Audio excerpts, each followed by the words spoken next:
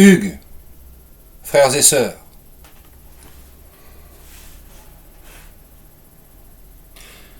l'homme découvre le feu, dans mon cas, c'est-à-dire le feu Internet. Cette technologie à double tranchant,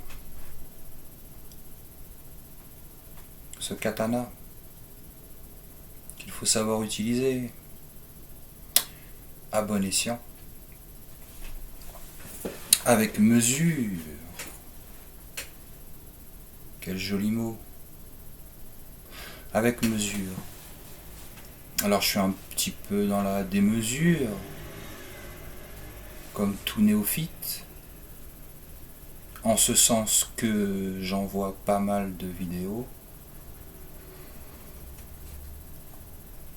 Je communique facilement avec l'autre. Quand l'échange productif, quand l'échange de qualité est possible. Et Internet, ce médium, est une bonne chose pour s'adresser à l'anonyme, des gens anonymes, des gens que je connais et qui me suivent, je le sais. Certains, mais ça reste anonyme et ça reste flou. C'est à double tranchant, il peut y avoir, c'est vrai, comme on l'a vu il y a quelques années, des gens qui innocemment postaient des vidéos d'eux et qui terminaient en mèmes, on appelle ça des mèmes. C'est pas très joli comme mot. C'est la moquerie, c'est inhérent à l'humain, la moquerie. Il faut bien que l'homme se moque de l'autre, d'un autre en particulier, car il faut toujours un bouc émissaire, il faut toujours quelqu'un de coupable, quelqu'un de responsable de la chose, et quelqu'un sur qui on déverse. Chez les Grecs, il y avait la notion d'aède, qu'on retrouve certainement chez Homère, Ulysse. Vous savez bien, hein, Ulysse 31. Et le dessin animé japonais des années 80, 70-80 s'est inspiré de la mythologie grecque. Et là convergent des choses intéressantes. La figure du héros, la vengeance, l'honneur, le pardon, la trahison, l'amour. Cette source inépuisable de création, d'expression et d'action. Quand on aime, on agit. Si votre amoureuse est loin, vous la rejoignez.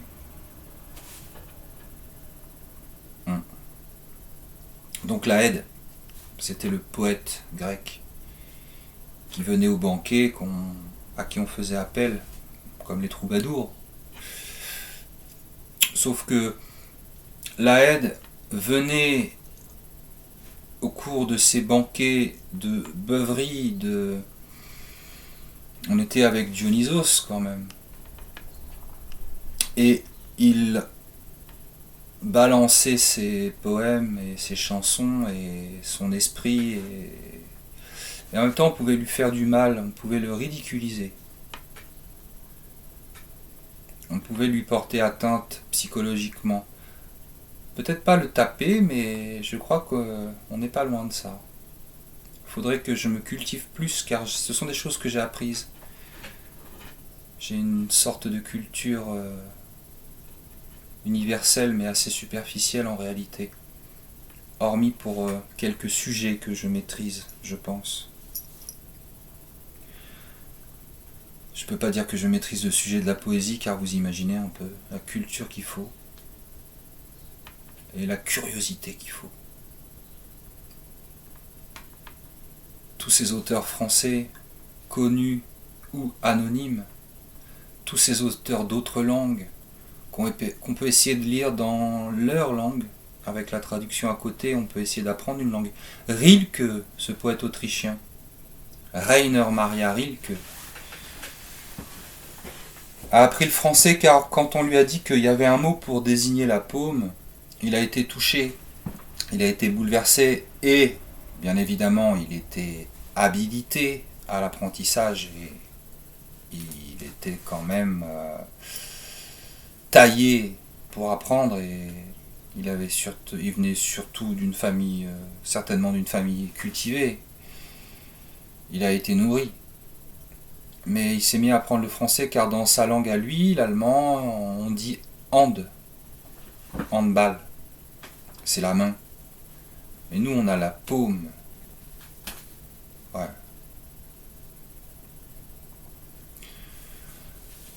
Vous pouvez aussi, si vous avez une amoureuse, je dis toujours une amoureuse, hein, un compagnon, une compagne, quelqu'un avec qui vous partagez ce qui est très lourd, c'est-à-dire le corps, le sentiment, l'émotion, la projection. C'est très lourd un couple. Il y a beaucoup de choses. Il y a du corps surtout. Vous pouvez vous échanger des poésies, en lire l'un à l'autre, et si vous ne savez pas pour vous ce que c'est, si ça représente un coffre-fort, percez ce coffre-fort. À la dynamite. Ah, vous n'allez pas tic tic tic tic tic tic tic tic. Non, non. Allez-y, alors moi je conseille. Il y a des moyens pour ouvrir un coffre-fort. Moi j'ai été déménageur, je les connais. J'ai connu des anciens déménageurs qui me racontaient tout leur ruse. Ils avaient mauvaise réputation, les déménageurs. Il y en avait qui arrivaient dans un endroit, ils soulevaient tout de suite les marbres pour voir s'il n'y avait pas un billet de 500 francs caché. Ou deux. Ou plusieurs. Ah, je fais une mauvaise pub aux anciens déménageurs, mais... Ils balançaient les étages aussi, parce que les cambrioleurs étaient de mèche. Enfin, les déménageurs étaient de mèche. C'était un autre temps. Ça vient de là, siffler, quand on dit on a sifflé la bouteille, parce que quand les déménageurs, dans certaines sociétés, certaines maisons, s'attaquaient à la cave de Saint-Émilion et compagnie, ouais, même pas besoin que ce soit du Saint-Émilion, hein. Ben, on demandait aux gars de... Et quand ça s'arrêtait de siffler, il y avait un problème. Parce que quand on boit, quand on siffle la bouteille, ben on peut pas en même temps siffler. C'est intéressant. Il y a plein de choses comme ça qui ont une histoire et qui ont disparu, mais l'histoire reste. Il suffit simplement de la connaître ou de la trouver et de la donner. Moi, je suis pas plus cultivé que Pierre-Paul Jules. Mais quand je sais quelque chose, j'essaye de le transmettre. C'est le relais. J'aime bien transmettre aussi. Je peux transmettre des choses, moi. Je peux transmettre la poésie, mais je peux pas faire de quelqu'un un poète qui écrit. Je peux transmettre mon art martial si mon maître, qui d'ailleurs ne veut pas qu'on l'appelle comme ça, mais si mon maître me l'autorise, je pourrais transmettre cet art martial très précieux que je pratique.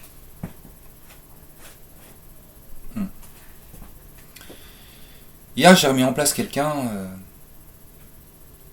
qui est un chihuahua en réalité, psychologiquement et physiquement, et qui a des griefs envers moi car selon cette personne, me suis mal comporté.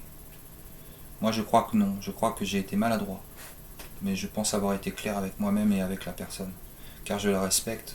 C'est une créature de Dieu, mais je ne veux pas la fréquenter, car elle ne m'apporte rien et elle est sourde à mes conseils, que j'estime bons et dits avec le cœur. Et hier, cette personne était alcoolisée, elle m'a traité de connard. Est-ce que je suis un connard? Non, bah non, je suis pas un connard. Parfois, il m'arrive d'être un connard, de me comporter comme, mais je suis pas un connard. Je suis pas un connard.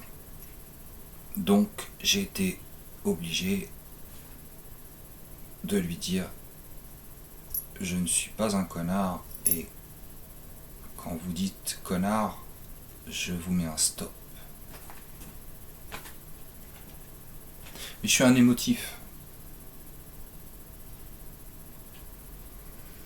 Alors, je lui ai simplement fait comprendre qu'elle était un chihuahua, que j'étais un Doberman et qu'il fallait y aller smandou.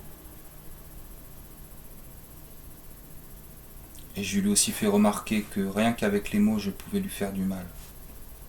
Et j'ai autre chose à foutre. Rien qu'avec des mots, je peux lui faire du mal. Parce que quand je serre la main à cette personne, je serre pas la main à tout le monde, moi. Je sais pas ce que font les gens de leurs mains. Mais quand je lui serre la main, il se trouve que ma main sentait le pipi. Donc elle se fait pipi sur elle apparemment. C'est glauque, hein. Mais c'est dans ma ville que ça se passe. Et ma ville, elle fait 5000 habitants. Et je suis un peu connu. Je suis une sorte de personnage. Pour les gens, parce que moi je me crois pas un personnage. Je me pense quelqu'un, une personne. Mais rien que si je lui disais ça, et moi je peux être dans un esprit très belliqueux et surtout très soldat. Je peux y aller. Très kamikaze. Je peux faire ça. Donc je lui ai dit doucement. Puis je lui ai fait remarquer qu'elle était faible, elle était en faiblesse, et qu'elle s'occupe de ses traumatismes à elle. Parce que son ennemi, ce n'est pas moi. Son ennemi, c'est elle, même pour elle-même. C'est facile que ce soit l'autre. C'est pas l'autre en général. En général, je suis blessé, souvent au cœur. Hein. J'ai une énorme entaille. Le cœur est. On voit le cœur à travers la chair, tellement j'ai été. Et la personne a juste fait ça. Elle a frôlé. Et moi j'ai dit, tu m'as fait énormément mal. Non, non, non, non, non, non, non, non, non, non. T'as une fracture ouverte. Et la personne t'a frôlé. T'as eu mal. Donc j'ai simplement dit ça parce que je suis dans l'obligation de faire ça. C'est cette personne qui me met dans cette obligation. Mais ça m'intéresse pas. J'ai pas le temps. J'ai pas envie. J'ai pas le temps. Le temps, c'est pas forcément de l'argent. C'est de l'argent quand on tourne un film hollywoodien, le temps c'est de l'argent. Le temps c'est de l'argent aussi si vous passez 3 plombes avec un client, au bout d'un moment vous lui dites bon écoute, t'achètes pas, sors de mon établissement et il y en a d'autres qui attendent. Dans ce sens-là, mais le temps c'est pas forcément de l'argent. Le temps ne nous attend pas. Le temps est précieux. Et le temps, quand il est bien utilisé, c'est un ami. Parce qu'il nous permet d'évoluer et de grandir et de prospérer dans ce sens-là. C'est pour ça que c'est de l'argent. Le temps. Rilke, alors aujourd'hui on a parlé de Rilke, un poète, très grand poète, qui avait écrit un recueil en hommage aux roses, à la fleur, et qui est mort piqué par une épine de rose. Ça a déclenché une leucémie chez cet être fragile, je pense, physiquement. Il a eu une histoire d'amour avec une grande nana qu'ils ont tous aimé. Hein. Nietzsche l'a adoré, mais Nietzsche n'a jamais pu l'avoir, la conquérir. Donc c'était un amour platonique qui l'a rendu malheureux. Freud l'a aimé, enfin tous ces esprits qui ne sont pas les mêmes, mais qui comptent. Même si bon, pour moi Freud, c'est intéressant, c'est assez impressionnant, mais j'ai d'autres moyens, moi, de me soigner, de me guérir, de m'introspecter. Pas des moyens forcément farfelus, hein, mais des moyens efficaces et puissants. Je vous invite à lire Rilke. Je sais pas qui me suit, je sais pas si on me suit vraiment, mais si quelqu'un me suit et qui est Rilke, il a écrit de belles poésies. Si vous voulez de la douceur et du mystique et de la sensibilité exacerbée, de la profondeur bien sûr, puisque c'est mystique, Rilke. Si vous voulez du yang, lisez Mayakovsky. Bon, ce sera pas lu en russe, mais c'est très hyperbolique. Très hyperbolique, Mayakovsky.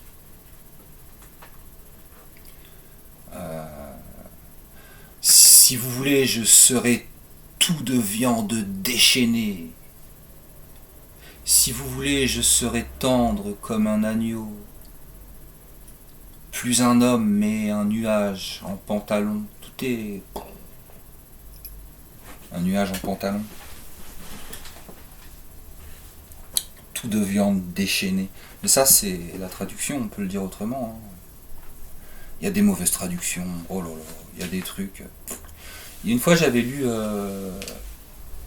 au lieu de dire qui s'était affaissé, le mec avait traduit, quelqu'un avait traduit affaissé, l'autre avait traduit écroulé. Alors vous allez me dire, oui, tu pinailles mon pote. Mais ouais, je pinaille. Un peu. Écroulé et affaissé, c'est pas pareil. Écroulé, on est déjà par terre. Affaissé, on voit là, le truc. Merde, putain, ça tombe. Ah, on va le rattraper. Merde. Écroulé, c'est autre chose. C'est plus brutal. C'est ça la force des mots. J'ai posté une vidéo comme à mon habitude à l'instant même sur c'était quoi, sur tous ceux d'avant, les gens, les morts, tous ces ancêtres là, tous ces aînés, tous ces êtres qui ont compté, qui ont été des personnages dans leur ville à leur époque, qui ont mis des stops à des gens, qui se sont fait traiter de connards, qui ont senti le pipi peut-être et qui ne sont où. Un nom sur une tombe, une photo qui traîne et des mecs font un débarras, tiens il y a un paquet de photos, ça n'a aucune valeur, on les jette. Bon, c'est du matériel. Hein. Mais on a été des personnages et un jour on sera parmi tous ceux d'avant. Il y aura peut-être un poète, un petit Gus comme moi qui écrira un truc là-dessus. Qui parlera de moi sans parler de moi, puisqu'il parlera de tous ceux d'avant. Soyons humbles. Ah, ça en fait des consignes, hein, depuis que je parle un peu en vidéo, ça en fait des consignes. Soyons magnanimes, écoutons l'autre quand il parle, taisons-nous plus, et soyons humbles. Ah, je découvre pas du pétrole, hein, mais il faut être humble. D'ailleurs, c'est intéressant, humble, ça vient de humus, comme vous le savez certainement, qui veut dire la terre. Quand on est humble, on est à terre. Il y a d'ailleurs des saluts ancestraux chinois par exemple, et on venait toucher le sol. Soyons humbles pour commencer. Guérissons de nos blessures et nos fractures et nos fragilités, connaissons-les, admettons-les et travaillons-les. Et ensuite, la deuxième étape pour devenir un artiste, c'est d'être humble et fier, pas orgueilleux, fier. C'est-à-dire, je suis pas grand-chose, un jour je ferai partie de tous ceux d'avant, mais quand on me dit connard, oh là là, bon, faut que je prenne 5 minutes, attends, ouais, j'ai 5 minutes là, bon, connard non. T'as pas compris, bon je vais t'expliquer pourquoi. Je suis un Doberman. D'accord? T'es un chihuahua. Donc au bout d'un moment, t'es pas dangereux, mais tu me représentes pour moi une nuisance. Parce que déjà tu me dis connard, non. Et puis, parce que moi avant je me pensais comme un connard. En fait non. J'ai compris que bah non. Donc toi dans ta bouche, non.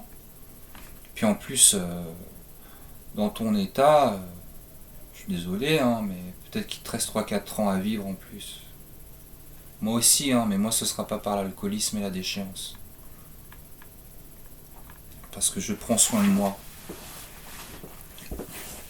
Alors peut-être pas assez de ce que je mange, même si bon ça va. Je prends soin de ce que je regarde, de ce que je touche, de ce que je pense, de ce que je mets dans mes feuilles, dans mes oreilles. Et je mélange pas mon corps avec n'importe quelle femme. sous prétexte elle a les cheveux ondulés et puis qu'elle a des... Non. Voilà. Mayakovsky, Rilke. Il y en a un autre que j'aime beaucoup. Jean Follin. Français celui-là. Alors lui il est mort... il était avocat, il est mort... il s'est fait renverser par une voiture à Paris. En 69 ou 70. Il écrit des choses assez étouffantes, mais c'est très court et c'est compréhensible, mais souvent des phrases très alambiquées, mais ça peut le faire. Je l'aime bien ce gars-là. C'est un gars que j'aime bien. Et puis les Belges, Achille Chabet. Et le pote d'Achille Chabet, c'était Achille Béchet, les frères. Ah, c'était deux gus, c'était des poteaux, ils étaient à la Louvière en Belgique. Et quand Achille Chabet est mort, Béchet il a dit putain, faut que j'écrive sa vie à l'autre. Donc le titre c'était Achille Chabet par Achille Béchet. Deux Achilles. Il est bon, Chabet. Il a versé un peu trop dans le surréalisme au début, mais après il a été bon. Parce que le surréalisme, je vais tout faire pour que vous ne compreniez rien, et en plus, ah t'as pas compris, bah c'est normal. C'est normal, je suis surréaliste mon pote. Je suis surréaliste. Achille Chabet. C'était les types qui, alors bon c'est politique, hein, c'est leur bord, c'est leur orientation, puis c'est leur époque aussi, c'est pas à moi de la juger. C'est pas à moi de la juger. Je ne sais pas comment je me serais comporté en 45. Ah non, je ne peux pas dire. Mais lui s'est engagé en 36 pour l'Espagne. Et oui. Vous savez tout ça, on connaît tout ça, c'est l'époque moderne. Contre le franquisme, il s'est engagé. Peu importe. Je dis pas que c'est bien ou mal, je dis pas que le franquisme c'est bien ou mal, je ne me positionne pas là. Parce qu'il faudrait du temps. Il faudrait que je m'adresse à des gens qui sont neutres, détachés et cultivés. Et c'est pas tout le monde, parce que on fonctionne avec nos émotions. On veut nous faire réfléchir et voter avec nos émotions. L'émotion c'est dans l'art. Là je vais écouter un blues, je vais me mettre à chialer. Puis après je suis heureux, mais je vais me mettre à pleurer un bon coup parce que c'est dans un cadre. C'est du blues, c'est fait pour que les poils, ah putain, il m'a touché au fond de la chair là. Avec sa guitare électrique, son chant et sa baby qui est partie, parce que c'est souvent ça dans les chansons de blues. Baby reviens, je t'ai trompé, je t'ai tapé sur la gueule, mais je t'aime ma baby. Il n'y a que toi qui compte. L'important c'est pas ça, c'est qu'il soit parti s'engager à 30 ans. Ouais, il avait 30 ans, 29 ans. C'est qu'il a dit bon moi je pose ma plume là, je suis poète et je vais m'engager et je vais prendre les armes. Pour une cause que j'estime juste. C'est assez remarquable, c'est un autre mot que je cherche, c'est assez... vous comprenez, hein, c'est assez digne de respect. Si c'est pas de l'inconscience, si c'est du courage. Parce que le courage c'est avoir peur, mais faire le truc. Parce qu'un guerrier, un grand combattant, même le banner, je parle souvent de lui en ce moment, mais il a du courage. Mais je pense que c'est un mec, s'il est derrière la porte et que je lui fais bouh, bouh, et bah il va sursauter, il va avoir peur. Il va pas faire... Non, il va pas faire ça. Et vous croyez que le soldat n'a pas peur quand il va au feu? Et il a du courage donc. Il fait. C'est comme les femmes, il faut avoir du courage pour les aborder quand on les aime et qu'on a peur du râteau. On disait râteau à mon époque, je sais pas comment on dit maintenant. Maintenant on doit dire... ouais, la raclie. Non, on dit plus raclie, c'est vieux, qu'est-ce que je raconte? On dit comment? Il y a un autre mot pour les filles? Oh, je sais plus. Ah oui, il y en a un qui existe là, c'est quoi pour les jeux vidéo là elle la PNL ou je sais pas quoi, bref. Peu importe. Bon, ce sont les mots d'aujourd'hui. Portez-vous bien, prenez soin de vous. Et que le ciel vous garde. Le ciel vous garde, qu'il soit bleu ou gris ou noir, annonciateur de la tempête, qu'il soit matinal, nocturne, que le ciel vous garde, frères et sœurs. Hugues.